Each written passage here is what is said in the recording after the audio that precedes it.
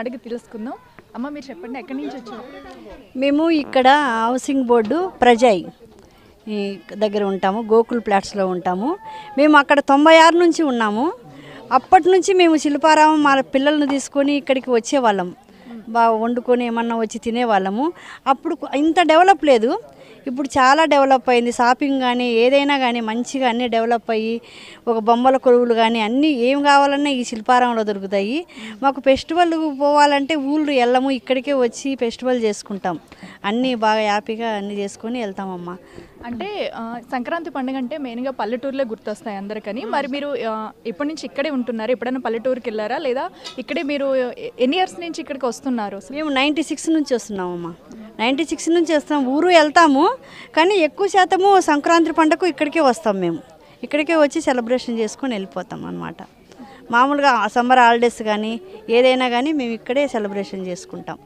అంటే ఇక్కడ అట్మాస్ఫియర్ మీకు ఎలా అనిపిస్తుంది? ముఖ్యంగా ఇక్కడ అంటే ఇప్పుడు మనం చూసుకున్నట్టయితే సిటీలో కూడా ఒక పల్లెటూరు వాతావరణం అయితే ఇక్కడ క్రియేట్ చేసి అందరికీ మనకి సంక్రాంతి పండుగ అని చెప్పేసి చాలామంది విజిటర్స్ కూడా వస్తూ ఉంటున్నారు. సో పల్లెటూరులో ఉండేదానికి ఇక్కడ మీరు చూస్తున్నారు కదా, ఇదంతా మీకు ఎలా అనిపిస్తుంది? ఇక్కడ అంటే పల్లెటూరు లాగానే ఉంటుంది. ఎందుకంటే గంగిరెద్దుల ఆట కానీ, బొమ్మల కొలువు కానీ, ఈ ముగ్గులు పోటీలు కానీ ఏమైనా కానీ ఇక్కడ అన్నీ మాకు ఇక్కడ పల్లెటూరు వెళ్ళకుండా ఉంటాం కదా, అప్పుడు వాళ్ళం వచ్చేసి ఇక్కడ సెలబ్రేషన్ చేసుకుంటాం. అంటే మాకు పల్లెటూరు వాతావరణం లాగానే ఇక్కడ అనిపిస్తుంది కాబట్టి మేము ఇక్కడికి వస్తాం.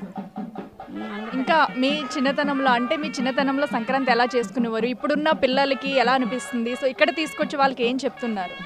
అంటే మేము చిన్నప్పుడు పొద్దున్నే లేచి ఈ భోగి పండగ అనేది గొబ్బెమ్మలు పెట్టుకొని అక్కడ ఊళ్ళల్లో మా అమ్మ వాళ్ళు గొబ్బెమ్మలు పొద్దున్నే పెట్టేవాళ్ళు. మళ్ళీ భోగి మంటలు వేసుకుంటే వాళ్ళము. తర్వాత వచ్చేసి ఇంకా తెల్లారి సంక్రాంతి చేసుకుంటే వాళ్ళము. పండగ చేసుకోండి. కనుమ అంటే కోడి పందాలు, ఎడ్ల పందాలు ఇవన్నీ ఉండేవి ఊళ్ళల్లో.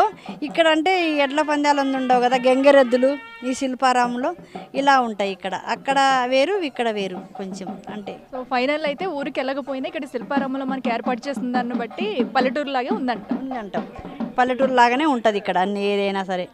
పిల్లలకు బాగా ఈ బొమ్మలు ప్రతి ఒక్కటి వస్తువులు ఎలా చేస్తారు, ఎలా ఉంటారు, కుమ్మరి వాళ్ళు ఎలా ఉంటారు, చాకలి వాళ్ళు ఎలా ఉంటారు అనేది పిల్లలకు తెలియజేయడానికి ఎన్ని పెట్టారు కదా. ఇక్కడ చూసి వాళ్ళకి పిల్లలకు మేము నేర్పుకుంటూ ఉంటాం. చిన్నప్పుడు మా పిల్లలు యూకేజీ నుంచి అలానే వచ్చేవాళ్ళం, ఇక్కడికి చెప్పుకునే వాళ్ళం. ఇప్పుడు మా మనవాళ్ళను కూడా తీసుకొని వస్తున్నాము చూపించడానికి. అమ్మా ఈరోజు ముఖ్యంగా భోగి పండుగ, రేపు సంక్రాంతి, కర్మ ఉంటుంది.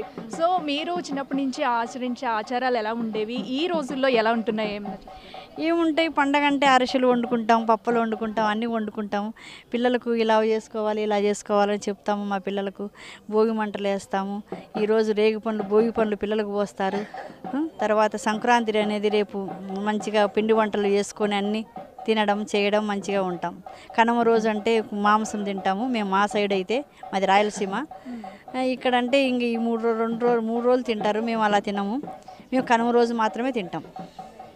ఓకే అమ్మా, థ్యాంక్ యూ.